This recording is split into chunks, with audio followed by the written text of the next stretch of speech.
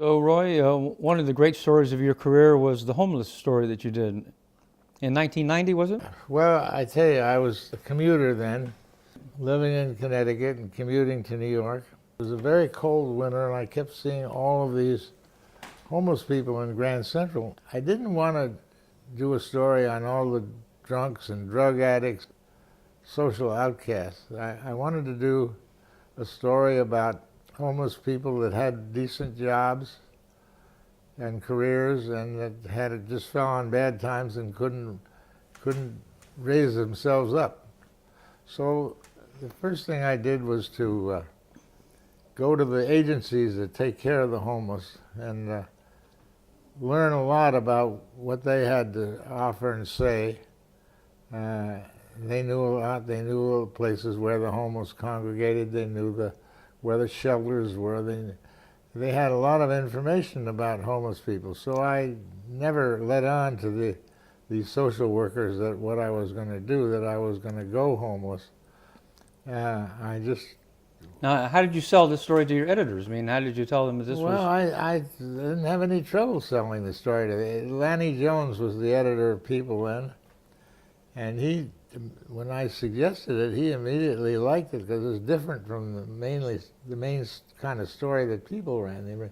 They were looking for a serious story, I guess. Mm-hmm. And so I worked out a deal with them that because we wanted to get pictures, and I didn't want to tell any of the people I was associating with that I was doing this story, that I would call in each day and tell them where I was, tell one of the editors where I was, and he would relay the information to the photographer who was assigned to the story. So the photographer and I would end up in the same part of town, never talk to each other, never let on that we were working together. I was in one of the shelters where you could get coffee and sandwich. And one of the women turned to me and said, "You ask a lot of questions."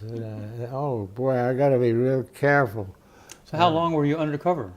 2 weeks. Mm-hmm. And so I found some quite extraordinary people. I found a woman who had been an opera singer. And I found a man who had been a male model and had his picture on the cover of a couple of European fashion magazines. He was a Caribbean. And I found a guy who had actually worked in the morgue at Time Incorporated. And I also found a former Fordham professor. And the last one I found was claimed to be a professional football player who said he'd been let go, I forget by which team. But he told me how he had played for this high school in Pennsylvania and then for University of Pittsburgh. So when I got back out of my homeless outfit and was looking to check on the stories, I called his high school, and she said, "Oh, I forget his name. He was about 300 pounds. He always wanted to be a football player, but he wasn't any good." So was there a common thread in the stories these people told you? Yeah. They had a sad story. They were having a decent life. They had families. They had a regular job, but it was always some one thing that threw them off. And it could be, in one case, the opera singer was a fire. Her apartment got burned out, and she never had the energy and whatever it is to find another place to live.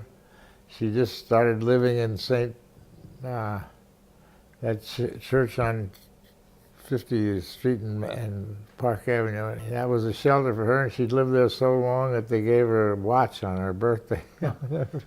And so did your story have impact? Did it have... What? Did your story have an impact on the thinking of politicians or the thinking of... Well, it came as a shock to the people that were running the homeless places, and I mean, some of them were terrible. The one at uh, the big Bellevue Hospital was absolutely terrible. It wasn't fit for anybody. And you had to be so careful if you took your shoes off at night in that place that they didn't get stolen. And fights all the time. And those places it was always one or two people causing the fights. When I walked into one in Brooklyn, somebody got up and said, "Look at the academia nut." Macadamia. Look at the macadamia nut. I was the only white guy in there. Oh, God. So what did your wife say about you disappearing for 2 weeks? I phoned her every night. Uh-huh. And what I did was, so that I couldn't get caught writing notes. That every day or every other day, I'd go to a library branch, and I would sit down and write my notes. And I had brought stamped envelopes with me, and I'd mail them. You had a great personal struggle with cancer, Roy, right? Yeah, I did first in 1974. We were living in Hong Kong, and I was called home to have my annual physical. I'd been complaining to Helen that I didn't feel right, that I was having chills and stuff, and she said, "Go see a doctor." She got tired of listening to me. Anyway, I got called home on just an annual visit, and they always give you a physical at Time Inc. when you come back from overseas. So I was having a physical, and the doctor finally says, "What's that black spot on your back?" And I said, "I don't know. I can't even see it." And so they biopsied it, and they found out I had melanoma, but not just regular melanoma, and they found that the cancer cells were very active. So they did a huge operation on me. They did an incision that went from the middle of my back up under my arm, back over the top of my arm, about 18 inches. And the doctor said that it was 50-50. So anyway, I was in the hospital for 18 days. They had to cut this muscle in here, and that I probably wouldn't be able to write with my right hand again. Well, everything turned out to be good. And while I was in the hospital, this is a better part of the story, Dave Kennerly called up. Dave and I had covered Vietnam together as a team, and we had also been one of 10 people that had been invited to Hanoi to see the prisoners and see how well they were being treated in the Hanoi Hilton. So Dave and I were pretty good friends, and he called me up when I was still in the hospital and said, "I'm gonna you get well in a hurry. I'm gonna have a party for you, and I'm gonna invite Betty and Jerry." Ford. Well, he didn't say Ford even. He just said, "I'm going to invite Betty and Jerry and some other friends." Anyway, about a month later, Helen and I get down to Washington to Dave's house in Georgetown, and there are Secret Service men all over the street. So obviously, Betty and Jerry were already there, and we had this tremendous evening. Dave had ordered a private room in an inn out in Maryland, and when we thought we were all going to be staying at Dave's place, but no, he announced that we're all going out to this inn. So we get in a couple of cars with Secret Service front and back, loaded up with all this armament and communication equipment, and speed off to this place in this inn in Maryland.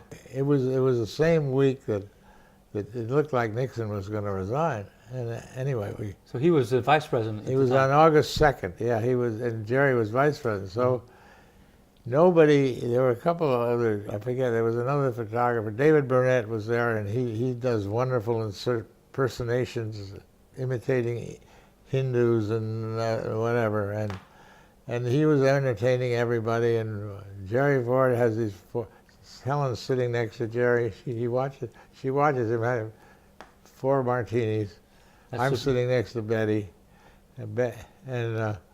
So anyway, nobody was dared say what the hell's going on in the White House. And a week later, Jerry Ford became president. I covered him several times after that. I wonder how many martinis he drank every night after becoming president. Yeah, you know. Well, he's such a big man, it didn't seem to affect him at all. So you had cancer 3 times? Yeah, I had bone cancer then. I got prostate cancer, which metastasized into the left bone of my rear end. And I still have the prostate. I still have to take, 23 years later, I'm still taking a chemo. So do you feel like you've learned something about how to manage cancer? Well, I wrote this long piece for the Atlantic, which was about immunizing yourself. That about 6,000 word piece, and it was the first time anybody had ever tackled that subject. It became the lead in the Reader's Digest, the July '75 issue of Reader's Digest, and that story generated 500 letters of people who said it helped them to read the story. So you believed, or you thought that if you adjusted your diet and your exercise? I'm convinced of that, because the doctor who injects me with my chemo he said you're the luckiest man I've ever met. He said. I said, don't tell me that. Just tell me I'm average. Reader's Digest version I really liked better than the long version. But Atlantic was a good place to have it start. So what do you think about the Overseas Press Club role in all this, Roy? I was president once, you were president. So do you think that the Overseas Press Club, what do you think about it? And well, I think it's gotten stronger than when we were president. I mean, I think it's having more programs, it's trying to do more, and more active. And I think it's a more important job. I think the staff of the Overseas Press Club takes their job very seriously. Because I was a member, I think I've been a member since '48.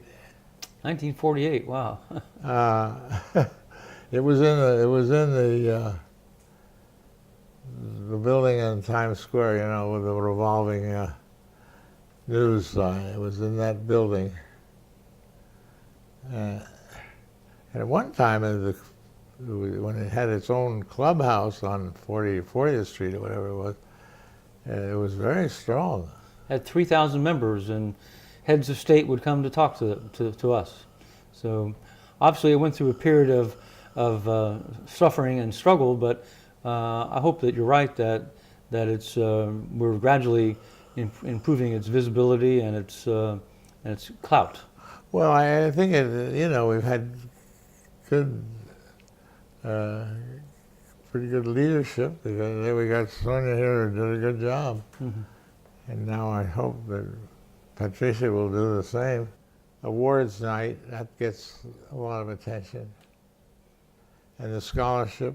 I mean, what the press club does is quite active and quite good.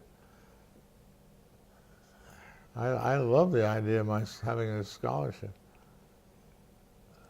You've had it now for 5 years or 6 years? I think more than that. So you've helped give birth to the careers of many fine young journalists. Yeah, I love it when I get messages from winners. Usually that happens the first year or two, and then it doesn't anymore. But that's all right. They're already going and established. Don't you like it? I mean, I love it. You work very hard at it. You worked very hard at it and very long, and the foundation, I read it now, has over $1 million. Right. Incredible. Yeah. My OPC story is I was covering southern China for UPI. I was sent to Hong Kong. Part of my job was to cover a Canton Trade Fair. The Chinese clearly were trying to focus their energies on the economic gains, not on class struggle, not on political struggle among themselves. So I wrote those stories up, and UPI ran them, and I got tapped on the shoulder one day and said, "You've just won an Overseas Press Club award for your best economic coverage from abroad for what you've done in China." The senior correspondents up in Beijing, they could never see the story because it wasn't happening in the North. So I got lucky. That was great, yeah. Better to be lucky than smart. And so, but then as a result of winning the award, I was promoted to Beijing Bureau Chief, and so the OPC launched my career in very important ways. That's one reason why I've been so loyal to it all these years. You know, luck is a part of journalism. There's no question about that. Right. I remember there was a woman at Time Inc. who Luce hired himself to run the house organ, and she once told somebody that I was lucky. You, Roy, were lucky. I've been, and I am, and I appreciate that, and I am lucky. And even this cancer doctor tells me I'm lucky.